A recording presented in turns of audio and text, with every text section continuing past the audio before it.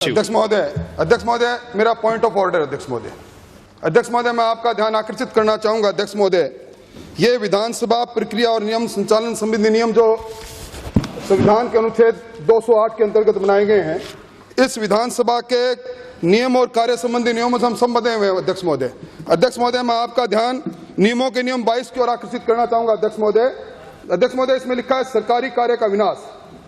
सरकार कार्य के संपादन के लिए नियत किए गए दिन में ऐसे कार्य की पूर्वातिथ होगी और सचिव उस कार्य का विनाश ऐसे क्रम में करेगा जैसा कि कार्य सलाहकार समिति की सिफारिश में सदन द्वारा अवधारित किया जाता है।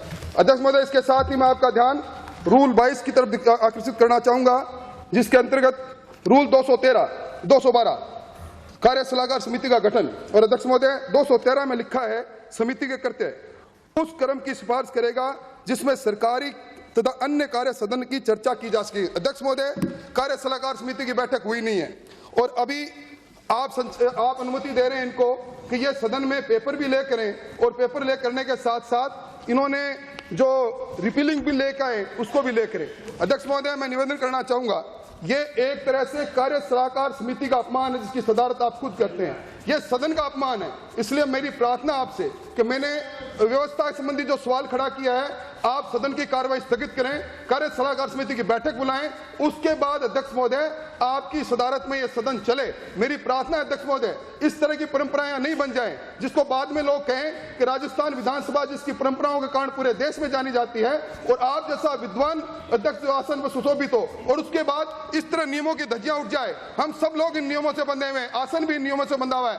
इसलिए मेरा निवेदन है अध्यक्ष महोदय कि आपको इस संबंध में निश्चित तौर पर कोई अपनी वो देनी चाहिए, व्यवस्था देनी चाहिए। और इसके साथ ही अध्यक्ष महोदय, मैं आपका ध्यान रूल 28(4) की ओर भी आकर्षित करना चाहूंगा, जिसके अंदर भी यह लिखा गया है कि कार्य सलाहकार समिति के बिना न तो कोई सूची बन सकती, लिस्ट ऑफ बिजनेस भी नहीं रखा जा सकता। ये लिस्ट ऑफ बिजनेस जो रखा गया है, ये अध्यक्ष महोदय हमारे नियमों की और प्रक्रियाओं के विपरीत रखा गया है। इसलिए मेरा जो मैंने व्यवस्था का प्रश्न खड़ा किया है, इस पर मेरा निवेदन है कि एक बार आप सदन को स्थगित करें।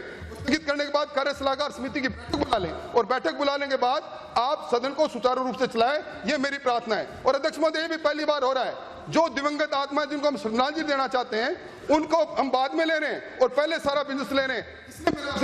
इसके बाद में पार्लियामेंट्री अफेयर्स मिनिस्टर इस मामले में कोई राय देना चाहेंगे? अध्यक्ष महोदय, क्या कहेंगे? अध्यक्ष महोदय, इस सदन की गरिमा को तार-तार करने का काम हो रहा है। 2 दिन के अंदर सरकार भागना चाहती है, सरकार बहस से बचना चाहती है और इसीलिए आनन फानन के अंदर जिस तरह की कार्य सूची में जिस सब चीजों को सम्मिलित किया गया, अध्यक्ष महोदय, उसी का परिणाम है। मैं जब व्यवस्था दे रहा था तो आपके दल के माननीय सचेतक ने कहा कि आप रिजर्व रख लीजिए, तो मैं दे रहा हूं ना, मैं दे रहा हूं। अध्यक्ष महोदय, आपने पहले भी व्यवस्था दी थी, वो आपकी व्यवस्था भी एक ऐतिहासिक व्यवस्था थी। आप इसका अध्ययन कर लें, 15 मिनट बाद व्यवस्था दे दें और आप रूल 22 को देखें। अध्यक्ष महोदय, रूल 28(4) को देखें, रूल 212, रूल 213 को देखें। ये 4 रूल जो मैंने कोट किए, इनका अध्ययन करने में समय लगेगा अध्यक्ष महोदय। इसलिए आप इसको 15 मिनट आधा घंटा के लिए स्थगित कर दें। इसमें प्रेस्टीज कहाँ है? या सरकारी मुख्य सचेतक कोई बात कह दें। इस तरह तो बात चलेगी नहीं जिस तरह पार्लियामेंट अफेयर्स मिनिस्टर गोल करके जाना चाहते हैं। इसलिए मेरा आपसे निवेदन है, आसन गंभीरता से सारे मामले को देखकर आधे घंटे बाद कर लें, वरना आप आसन से, आपके पास 307 में रिजिडुअल पावर है, आप वहां से व्यवस्था दे सकते हैं कि विधायी कार्य को स्थगित करते हैं, दूसरे कार्य को लेते हैं। इसलिए बिजनेस एडवाइजरी कमेटी के विधायी कार्य लेने की पहली बार परंपरा बन रही है। बिना बिजनेस एडवाइजरी कमेटी के विधायी कार्य को विधानसभा में लेने की पहली परंपरा है।